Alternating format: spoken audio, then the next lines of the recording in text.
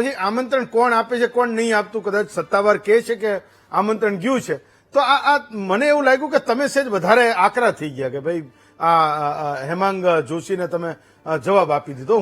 હું એ સમજવા માંગુ છું કે વાસ્તવમાં આ બધાને આમંત્રણ આપ્યું છે કે આ લોકો લેટર લખીને રાજી રહે છે ને મીડિયામાં ક્યાંક રાહુલ ગાંધીને કારણે મારું નામ આવી જાય એવું છે? હેમંતભાઈ, તમારા સવાલમાં એક સચોટ વાત રહેલી છે. ગુજરાતમાં ખાસ કરીને જો કોઈની ત્યાં લગ્નનો પ્રસંગ હોય અને તમે એ લગ્નના યજમાન હો તો તમે ફોઈને કંકોત્રી પાઠવીને તમે ફોઈને એવું કહો છો કે માસાને આ કંકોત્રી બતાવીને માસાને પણ આમંત્રિત કરી દેજો અને એમને લેતા આવજો, તો તમને તો ખબર હશે કે કેટલા કંકાસ થાય ને કેટલા લગ્નના તહેવાર વખતે ઝઘડા થાય.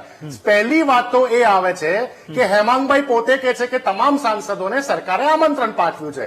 તો હેમાંગભાઈ જોશીનું એવું તો કયું કદ અને એવું તો કયું લેવલ કે દેશના જનનાયક લોકપ્રિય રાહુલ ગાંધીજી જે લીડર ઓફ ઓપોઝિશન છે અને ઇક્વિવેલન્ટ ટુ કેબિનેટ મિનિસ્ટર કહેવાય, એમને કોંગ્રેસના તમામ સાંસદો 100 સાંસદોમાંથી માત્ર રાહુલ ગાંધીજી જ દેખાયા કે એમને લેટર લખ્યો? એમને બીજા નજીકના જે અમારા ગેનીબેન ઠાકોર છે ગુજરાતના સાંસદ, કેમ એમને પત્ર ના લખ્યો? એ તો ગુજરાતના છે, યાત્રા ગુજરાતમાં નીકળવાની છે, ભારતીય જનતા પાર્ટી આયોજિત યાત્રા, તો ગેનીબેન ઠાકોરને આમંત્રિત કરવાતા. કહેવાનો વિષય એ છે કે હેમાંગભાઈ જોશીનું કદ નથી, એમનો પનો ટૂંકો પડે રાહુલ ગાંધીજીને આ રીતે પ્રોટોકોલ તોડીને આમંત્રણ આપવાનું. નંબર 2, તમને યાદ હશે હમણાં થોડાક સમય પહેલા જયારે બિહારની ચૂંટણીની જયારે સભાઓ ચાલતી હતી ત્યારે વાકયુદ્ધ ચાલતું હતું, ત્યારે આ જ હેમાંગ જોશી રાહુલજી માટે અસંસદીય શબ્દોનો ઉપયોગ કરીને એવું બોલ્યા હતા કે વડોદરાનું મેન્ટલ હોસ્પિટલ ખૂબ જ સારું છે, રાહુલ ગાંધીજીએ આવીને અહીંયા સારવાર કરાવવી જોઈએ. એટલે આ બધા એપિસોડ સાબિત કરે છે કે હેમાંગ જોશી નવા રાજકારણમાં આવ્યા છે, પોતાનું કદ શોધી રહ્યા છે.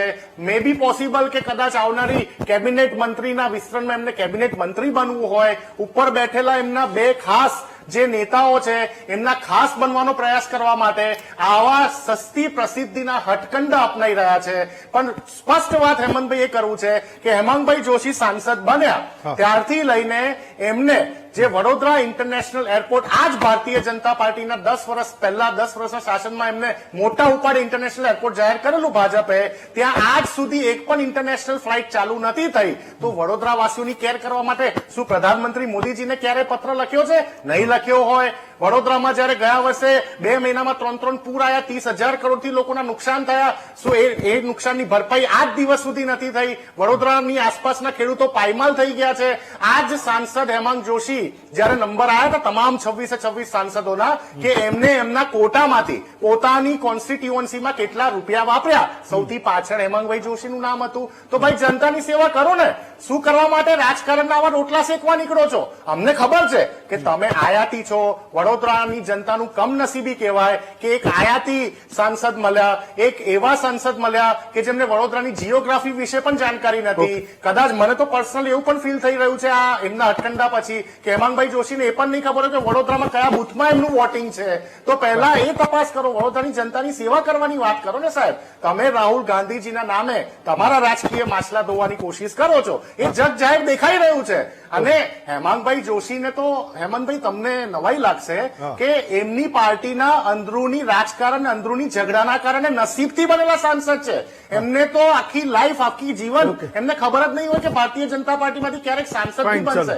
જયારે સાંસદ તરીકે ડિક્લેર થયા તો વડોદરાના જ રાજકારણીઓ ભાજપના એકબીજાને ફોન કરીને પૂછતા હતા કે હેમાંગ જોશી કોણ છે, અમે ઓળખતા નથી. એટલે પોતાનું કદ વધારવા માટે દરેકે ટ્રાય કરવો જરૂરી છે. પણ રાહુલ ગાંધીજી સરદાર પટેલ સાહેબને માન સન્માન અને એમની શ્રદ્ધાંજલિ આપવા માટે અમારી પાર્ટી શું કરી રહી છે? હેમંતભાઈ, અમદાવાદમાં અમારું રાષ્ટ્રીય અધિવેશન થયું હમણાં, CWC કોંગ્રેસ વર્કિંગ કમિટીની અમારી આખી મીટિંગ સરદાર પટેલ સાહેબનું જે સ્મારક છે ત્યાં થયું હતું. ત્યાં કેટલા ભાજપના નેતાઓ ગયા? હું એના ઉપર પણ આવું. મારો બીજો સવાલ પણ છે, પણ આ ગોપાલભાઈ અને રસેશભાઈને એક સવાલ